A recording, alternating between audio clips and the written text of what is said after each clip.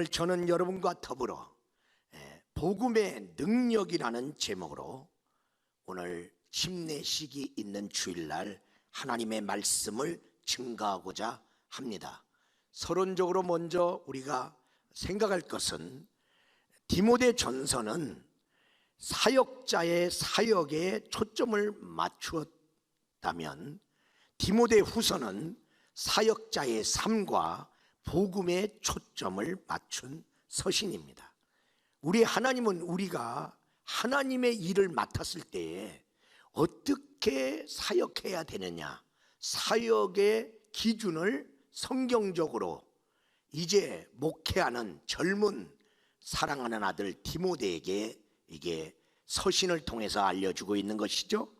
그와 더불어 하나님이 더 깊이 우리에게 원하는 것은 그 하나님의 사역을 하는 그 사역자의 삶에 더 관심을 가지고 있고, 또 하나님의 일을 하는 사역자는 복음에 초점을 맞추고 사역해야 된다고. 오늘 우리는 7월달 디모데 전후서의 달에 오늘 우리가 이 부분을 기억하면서 말씀에 우리 따라오시기를 바랍니다. 두 번째로 우리가 코로나19 이후에 우리는 도대체 이 코로나19가 준 변화된 환경 속에서 어떤 능력으로 살아가려고 하십니까? 여러분은 어떤 힘이 있습니까? 그리고 그 힘이 코로나19가 가져온 새로운 환경을 이겨갈 수 있습니까? 크리스찬에게는 복음의 능력이 있습니다. 우리가 알든 모르든 크리스찬들에게는 하나님이 주신 복음의 능력을 우리가 갖고 있다는 것이죠. 새로운 버거운 환경 속에서 그러므로 우왕좌왕하지 말고 하나님이 주신 이 복음의 능력을 생각하라. 오늘 디모데에게 안수해서 은사를 부릴 듯 하면서 너 주님이 주신 것을 생각하라. 로마서 1장 16절에는 말씀하시기를 내가 복음을 부끄러워하지 않으니 이 복음은 모든 믿는 자에게 구원을 주시는 하나님의 능력이 됨이라 라고 바울은 고백했어요. 복음은 뭐냐? 모든 믿는 자에게 구원을 갖다 주는 능력이다. 죄로 말미암아 다 멸망받을 수밖에 없는데 이 복음이 너를 그 죄에서 그 멸망에서 너를 건질 수 있는 능력이 있다. 여러분, 코로나19의 상황이든 앞으로 우리가 살아가는 모든 상황을 이길 수 있는 복음의 능력이 우리에게 있음을 기억하고, 바울 사도의 이 고백이 나의 고백이 되고 오늘 침례받는 여러분의 고백이 되기를 주의 이름으로 축원합니다. 그래서 복음의 능력을 경험하세요.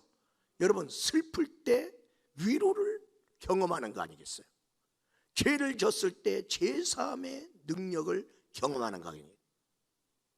여러분, 어려울 때 복음이 어떤 능력을 가졌는지를 이때 우리가 경험하자. 첫 번째로 복음은 어떤 능력이냐? 두려워하지 않는 복음의 능력입니다. 오늘 하나님이 주신 복음이 크리스찬들에게 네 가지 마음을 주는데, 이 복음이 주는 네 가지 마음으로 이 세상을 주님은 이겨가라. 디모데야, 너 목회적으로 아직 능숙하지 못한 젊은 내 사랑하는 아들 디모데야, 네가 목회를 할 때에 하나님이 주신 이 복음이 갖다 준 이 마음으로 너는 목회하라. 그래서 그 목회적으로 어려운 그 부분을 너는 걱정하지 말고, 그 복음이 주는 그 마음 중에 하나가 첫 번째로 두려워하지 않는 마음, 담대함입니다. 담대함. 하나님은 우리에게 두려워하는 마음을 주신 적이 없다는 거예요. 두려워하는 마음은 그럼 누가 주냐? 마귀가 준다는 거예요. 하나님은 두려워하는 마음을 주시는 하나님이 아닌 것을 기억하라 생각하게 하시고, 어떤 상황에서도 담대하게 살아갈 수 있는 용기를 주신다는 거예요. 여러분은 코로나에 반응하십니까? 그런데 왜 복음에 반응해서 담대하지 코로나에 반응해서 왜 두려워하느냐 그 말이죠. 주님이 주시는 능력은 우리에게 어려운 어떤 것이 왔을 때 그 어려움을 극복하지 못하는 능력이 아니라 그 어려움을 감당할 수 있는 능력. 그러므로 우리에게 새로운 이 환경이 버거움이 있고 정말 어려움이 있을지라도 내가 복음의 능력으로 능히 이기는 성도가 되기를 주의 이름으로 축원합니다. 세 번째로 사랑의 마음입니다. 여러분, 모든 환경 속에서도 우리는 지금 살려고 하지 죽으려고 하는 사람 없잖아요. 옛날보다 더 어려워진 환경 속에 삽니다. 그러니까 아유 죽자 그런 사람 없잖아요. 그래도 이 가운데서도 살려고 발부둥거리죠. 주님은 말씀하십니다. 코로나를 통해서 우리에게 하나님은 또 하나의 인사이트를 주는데, 네가 원하는 사람만 사랑하지 말고 원치 않는 사람까지도 포용하며 사랑할 수 있는 사람. 왜? 코로나19도 우리가 감당하고 살아가고 있는 것처럼 이제 예수 그리스도가 주는 사랑으로 모든 사람을 네가 포용할 수 있는 사랑의 사람이 되라. 우리의 사랑은 내가 사랑할 만한 사람만 사랑하지, 사랑할 수 없는 사랑까지 품을 수 있는 사랑은 우리에게는 없어요. 그러나 이제 목회자로 나간 디모데에게 말하지 않습니까? 너 주님이 주신 이 사랑의 마음 가지고 모든 사람, 너의 목회적으로 네가 힘들게 하는 사람까지도 포용하고 목회하라. 지금 그렇게 하고 있지 않습니까? 그 다음에 네 번째로는 절제하는 마음입니다. 어떤 상황에서도 자기를 절제할 수 있는 힘, 자기 훈련이 될 때 자기 훈련을 통해서 이 절제의 능력이 더 커지는데요. 여러분, 코로나가 주는 두려움이 있습니다. 주변에서 많은 사람이 문제가 생기니까, 또 아니면 우리가 살고 있는 이천에서 만약에 어떤 사람이 감염됐다면 왜 두렵지 않겠습니까? 그러나 두려움도 절제하세요. 두 번째로 부끄러워하지 않는 복음의 능력입니다. 여러분, 바울 사도는 지금 말을 합니다. 8절에 보니까 내가 주님을 증언하는 것을 나를 부끄러워하지 마라 디모데야. 내가 옥에 갇힌 것으로 인하여 너는 부끄러워하지 말아라. 내가 이 고난을 받되 부끄러워하지 아니함은, 바울 사도도 내가 부끄러워하지 않는다. 그리고 너도 나로 인하여 부끄러워하지 마라. 내가 죄를 져서 감옥에 갇혔냐? 주님을 증거하다가 복음을 위해서 내가 갇혔노라. 그러면서 그에게 위로와 굳건하게 서 있으라고 말하고 있어요. 부끄러워하지 않는 복음의 능력.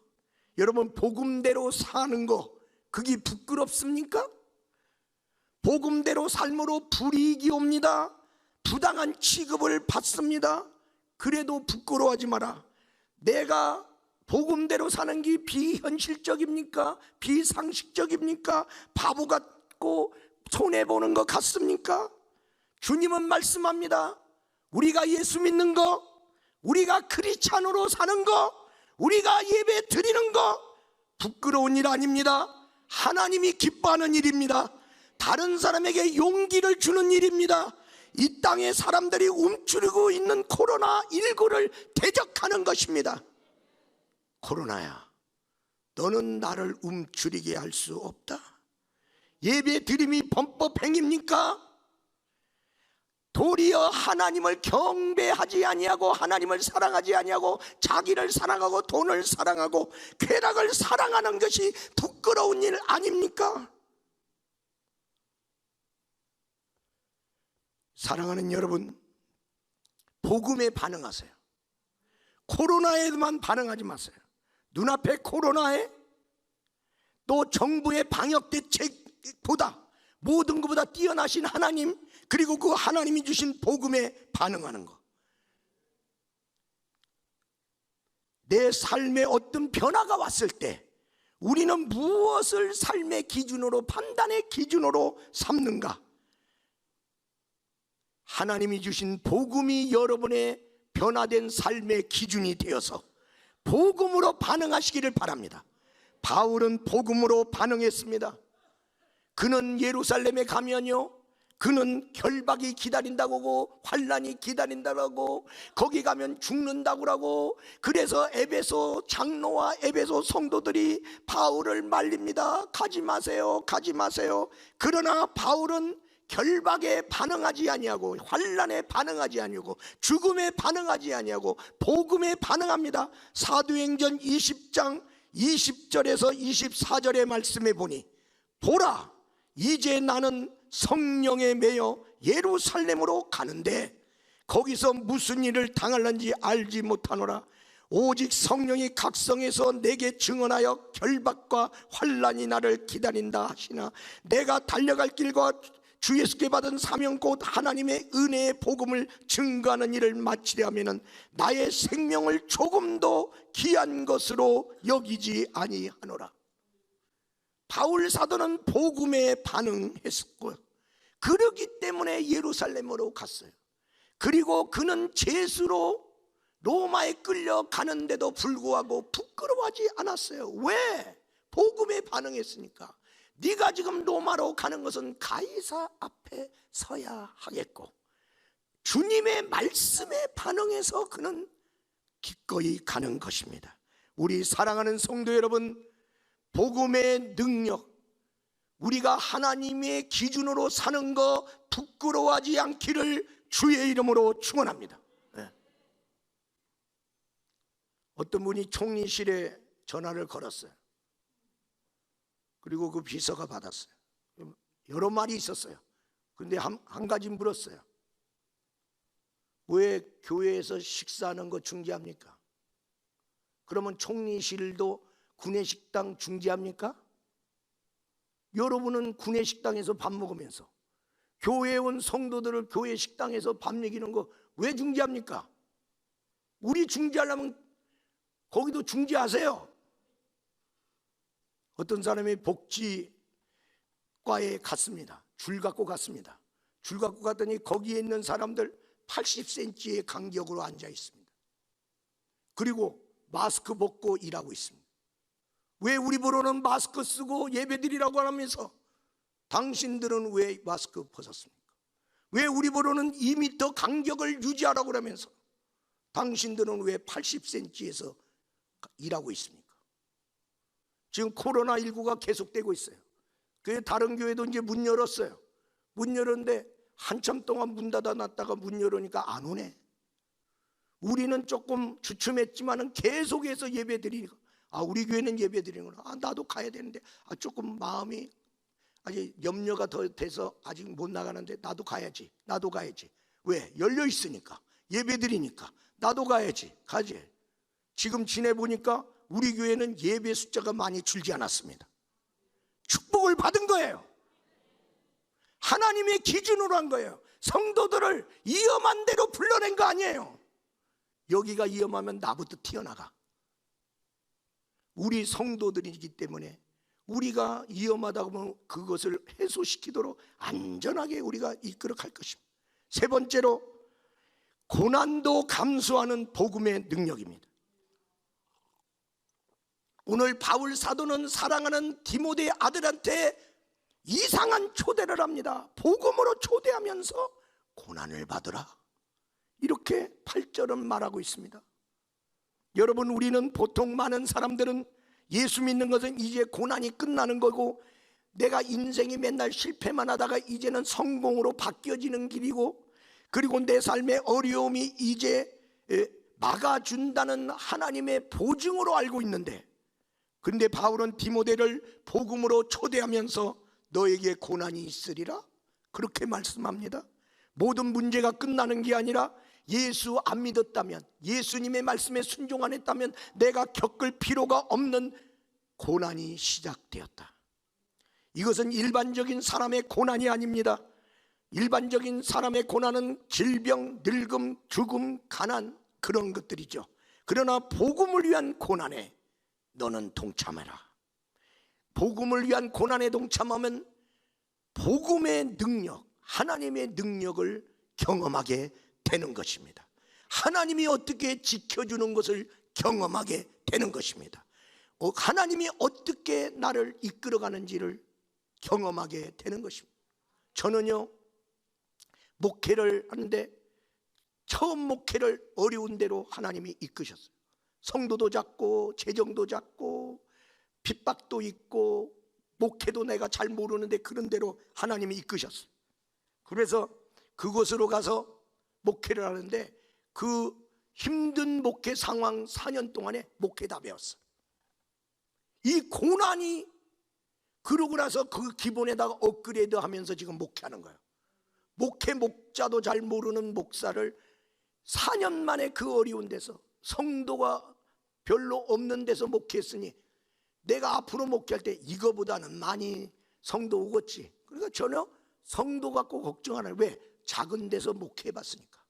그리고 재정적으로도 어려운 데서 목회했어요. 여기보다는 재정적으로 축복받겠지. 그러니까 어려움이 없어. 그리고 여러 가지 핍박도 받았어. 그러면 앞으로 뭐 목회하는데 이거보다 더 하랴. 그리고 일꾼들도 없어요. 없는 데서 목회했어요. 아이, 그러면 이거보다는 일꾼 많겠지. 이 고난이 주는 축복, 하나님의 명령에 순종해서 고난을 받았을 때 그것이 주는 축복이 그 후에 얼마나 큰지. 여러분, 복음을 따라 순종하면서 오는 고난을 여러분이 감수하면 그로 인하여 그 복음이 주는 축복을 얼마나 누리는지 몰라요. 디모데후서 3장 12절에 말씀합니다. 무릇 그리스도 예수 안에서 경건하게 살고자 하는 자는 박해를 받으리라.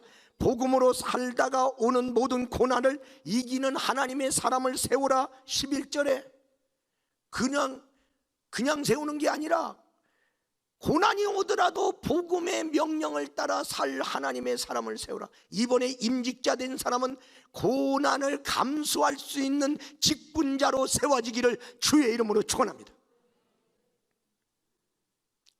저의 목회 철학 중에 하나가 뭐냐? 교회가 어려울 때는 나는 절대로 안 떠난다. 교회가 어려우면 성도가 어려운데 어려운 성도 놔두고 내가 좋은 목회지가 나왔다고 좋은 목회지로 내가 가냐? 그건 목자도 아니다. 만약에 내가 간다면 교회가 편안할 때 간다. 어려울 때는 나는 절대로 안 간다. 응? 사랑하는 직분자들이여, 여러분이 왜 세워졌어?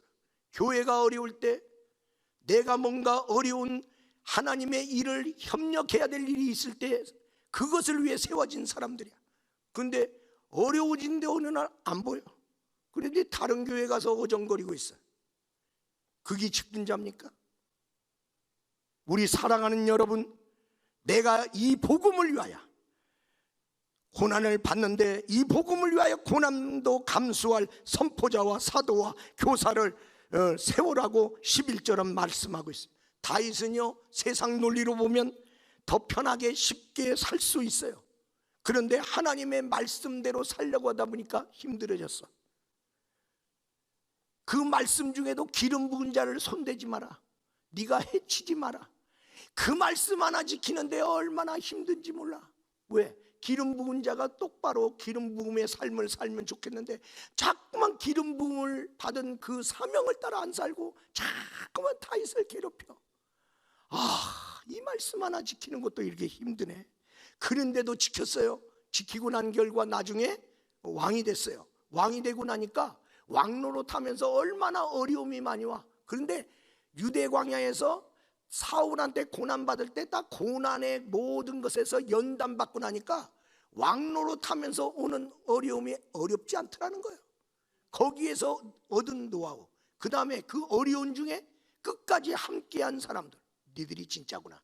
충성자가 가려졌어요. 그래서 자기가 왕이 됐을 때 그 충성자들에게 자리 하나씩 준 거예요. 왜? 그 고난의 세월이 없었다면 누가 충성하는지 알 수가 없었다. 예수님께서도 누가 예수님을 십자가에 매달릴 수 있습니까? 예수님은 스스로 죽었어요. 우리의 죄를 담당하여 제사함을 주기 위해서 죽은 거지. 복음적 삶을 살았다. 복음적 삶을 살았다. 오늘 바울은 디모데에게도 요구하고 있는 거 아니겠어요? 나는 복음을 위해서 고난을 받아서 내가 지금 갇힌 자 중에 있는데 나는 이 고난을 부끄러워하지도 않는다.